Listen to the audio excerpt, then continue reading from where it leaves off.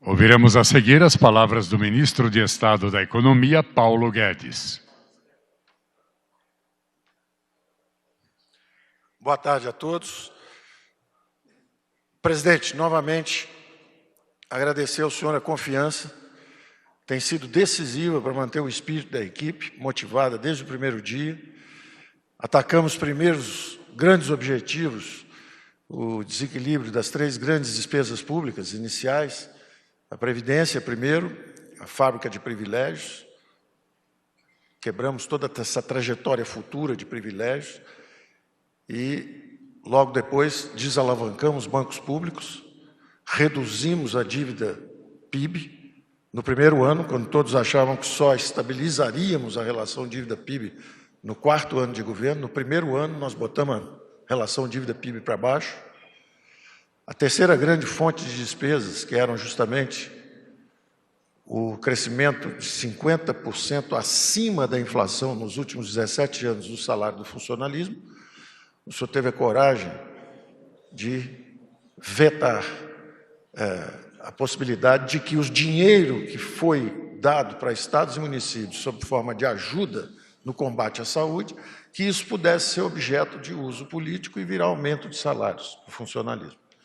Então, quando o senhor teve essa coragem de nós atacarmos as 3 principais fontes de despesas, os juros vieram para 2%.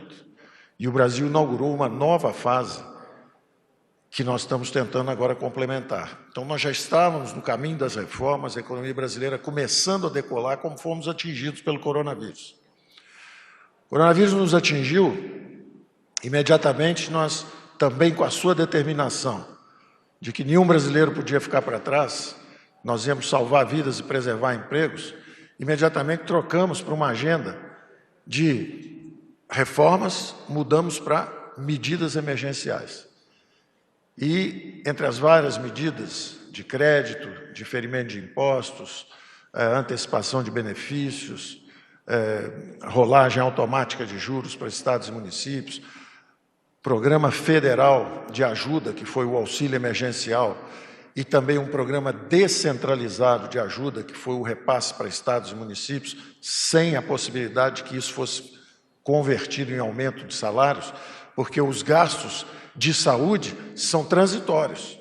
Eles sobem esse ano, mas o ano seguinte eles recuam porque o vírus foi combatido e a doença se dissipou. Se isso virasse aumento de salário, seriam gastos permanentes, juros altos, furando o teto, gerando insegurança na economia e todo o nosso trabalho podia ir por água abaixo. Então, de novo, nós estamos voltando para as reformas estruturais, mas deixamos um legado, o senhor deixou nesse combate à pandemia, o senhor deixou 2 legados extraordinários. Primeiro, a preservação de 10 milhões de empregos, que é praticamente 1/3 da força de trabalho formal brasileira. Então, a nossa taxa de desemprego podia ter saltado para 33%. No mesmo período em que a economia mais dinâmica do mundo, com o mercado de trabalho mais flexível do mundo, que tinha mais capacidade de manutenção de emprego, que é o mercado norte-americano, eles perderam 31 milhões de empregos e nós perdemos 900 mil empregos em abril, 300 mil em maio, 100 mil em junho, 20 mil em julho e já criamos 125 mil em agosto e agora, de novo, mais 250 mil. Então, nós perdemos menos de 1 milhão de empregos, quando o mercado mais flexível do mundo perdeu 33 milhões de empregos. E, ao mesmo tempo, nós protegemos outros 38 milhões de brasileiros, que eram justamente os invisíveis, com a determinação do presidente que ninguém podia ficar para trás. Então, lançamos os programas de preservação de empregos e de assistência aos invisíveis. Essa equipe toda trabalhou extraordinariamente bem sobre essa ação determinada do presidente. O Pedro digitalizou 67 milhões de brasileiros. Essas informações que vinham do E-Social e que nos abasteceram para nós termos um bom mapa de combate ao coronavírus, um mapa efetivo, nós conseguimos implementar. Só que essas informações, nós pedimos 2.000 informações às empresas e você reduziu isso para 400, 300, uma coisa assim. Então, fizemos uma brutal simplificação e isso está sendo anunciado agora. Agora, além disso, estamos trabalhando transversalmente com todos os ministérios. Tivemos aqui outro dia anunciando justamente o voo simples, a simplificação dos voos lá com o ministro Tarcísio. Hoje estamos anunciando o Plante Simples, quer dizer, ajudando aqui a ministra Tereza Cristina justamente a simplificar o trabalho. E simplificando também o E-Social, que é de onde vem toda essa base de informações e que nós queríamos tirar, como sempre disse o presidente, o Estado ou o governo do cangote das pessoas. Então, esses exemplos que foram dados aqui de simplificação, presidente, foram 11 ou 12 simplificações na agricultura, 7 na indústria, na infraestrutura. Ele vai, daqui a 1 ou 2 semanas, anunciar 2.000 simplificações, algo que nunca foi visto no país. 2.000 simplificações dentro do seu espírito de tirar o Estado do cangote da população. Quer dizer, deixar alguém que tem 6 vaquinhas e está tirando leite, precisava de contador, precisava de preencher um formulário com 2.000 perguntas, quer dizer, isso é um absurdo. E se não fizesse isso, ainda recebia multa. Então, esse espírito que o senhor passou para a equipe desde o início do governo, que é que nós temos que ajudar a produção, nós temos que transformar a economia, nós queremos uma base produtiva forte. O senhor sempre disse isso desde o início, isso passou, esse espírito tocou fogo na equipe, e a equipe toda agora persegue, de manhã, de tarde, de noite, a simplificação dos processos produtivos brasileiros. Então, eu terminaria agradecendo o apoio que o senhor sempre deu à equipe, dizendo que agora nós estamos voltando ao trilho, as reformas, a agenda de reformas. O senhor mandou agora a reforma administrativa para a Câmara.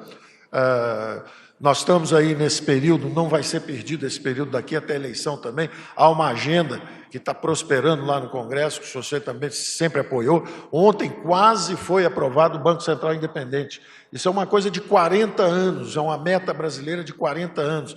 A preservação do poder de compra da moeda brasileira, a preservação dos salários, o valor aquisitivo dos salários, o valor aquisitivo das aposentadorias. Nós precisamos ter certeza que nós temos uma moeda forte.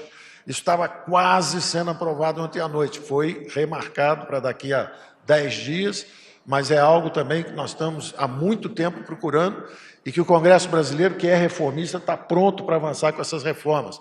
A outra reforma importante, a lei de falências. As empresas brasileiras, nós conseguimos salvar milhares de empresas com nossos programas. Agora, algumas foram ao chão, caíram, mas elas podem se levantar. Os senhores veem em outros países, o presidente dos Estados Unidos várias vezes enfrentou a falência.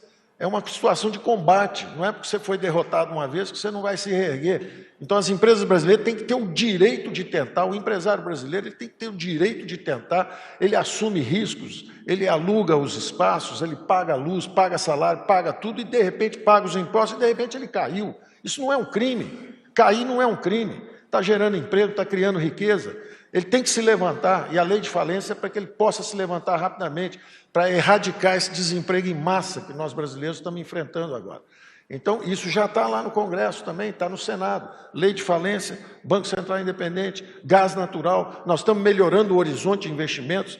Tem toda uma estrutura, tem o gás natural, água e esgoto, já tiveram sucesso os primeiros leilões, primeiro leilão lá em Alagoas, na capital, Maceió, 2 bilhões foram pagos pelo direito de fornecer água e esgoto para a população da cidade. E mais 2 bilhões serão investidos. Isso numa cidade com a população relativamente baixa em relação às grandes capitais do Brasil.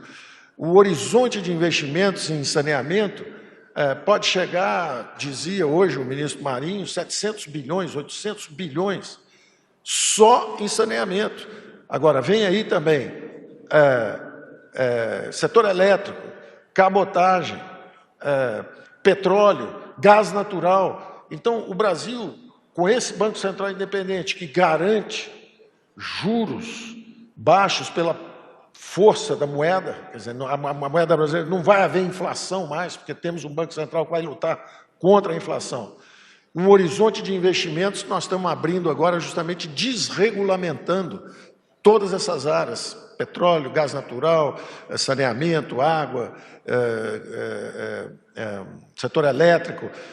Então, quando nós começamos esse movimento agora de volta às agências, de volta às reformas, à agenda de reformas, o horizonte para o ano que vem é muito bom. A economia está voltando em V, vai crescer o ano que vem, os juros seguem baixos, tem um boom no setor de construção civil, a digitalização segue no setor público, inclusive. Nós, por exemplo, fizemos os cálculos de 300 bilhões na reforma administrativa com uma taxa de reposição de para cada 100 que se aposentassem, nós íamos contratar 70.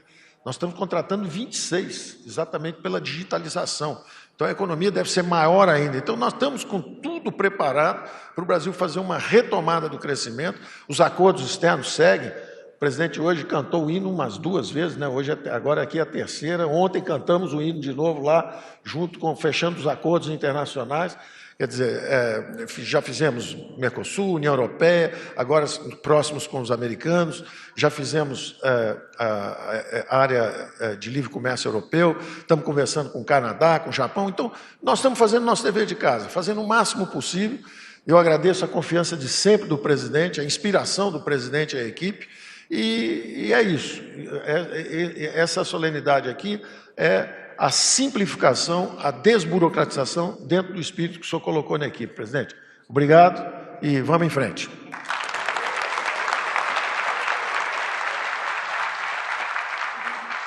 A seguir, convidamos o ministro de Estado da Economia, Paulo Guedes, a assinar a portaria que estabelece a revogação de atos infralegais que perderam aplicabilidade normativa.